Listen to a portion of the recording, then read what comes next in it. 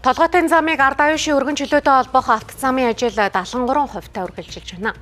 Нийтдээ 3.9 км тус автозам нь Содон хорооллын уулзуураас ард аюушийн өргөн чөлөө буюу 3-4-р хороололуулаад Сапорогийн уулзуур руу нийлэх юм. За энэхүү замын хөдөлгөөнийг ирэх 9-р сард нээхээр төлөвлөж байна.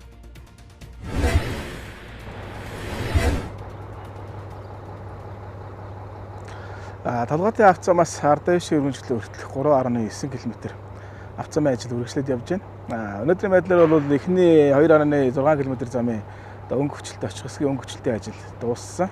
Ард аюушийн өргөн чөлөө хэсэгт одоо юу гэж юм гэхээр ард аюушийн өргөн чөлөөнөөс одоо манай үндсэн зам руу нийлэх одоо далангийн тулц хамны ажил одоо хийгдэж явж байна. Энэ хэсгээр бол сая өчигдөр нэг чөлөөлттэй ажил нь хийгдээд дууссан. Бид нар ажлаа явуулах боломжтой болоод энэ дээр тулц хамныхаа ажлыг үргэлжлүүлээд хийгээд явж байгаа юм. Одоо энэ харагдаж байгаа бол одоо 31.1 урт метр гүүрэн гарц байгаа. Энэ гарцаар бол толгойн замаас чигээрээ яваад ард аюушийн өргөн чөлөөрөө нийлэх хэсэг нь бол ард аюушийн өргөн чөлөөс ирж байгаа хөдөлгөөнтэйгээ огтлцохгүйгээр шууд замтайгаа нийлэх гүүр байж байгаа.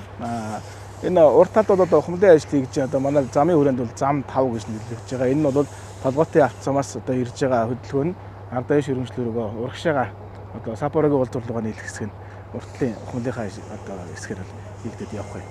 Эхний 2.6 дээр бол зорчих хэсгийн өчлөлттэй ажил дууссан. Талбай дээр бол ус цайлуулах байгууламжийн ажил одоо зорчих хэсгийн ус цайлуулах байгууламжийг хийгээд явж байна. Манай нийт одоо ажил бол одоо 73 орчим хувийн гүйцэтгэлтэй. Талбай дээр бол газар чөлөөлтийн ажил бас дуусааг байгаа. Нийслэлийн газар зохион байгуулалтын албаны хамт өдөр болгон ажиллаад чөлөөлтийн ажил хийгээд явж байна. Одоо бол нэг 34 орчим одоо чөлөөлөлт үлдсэн.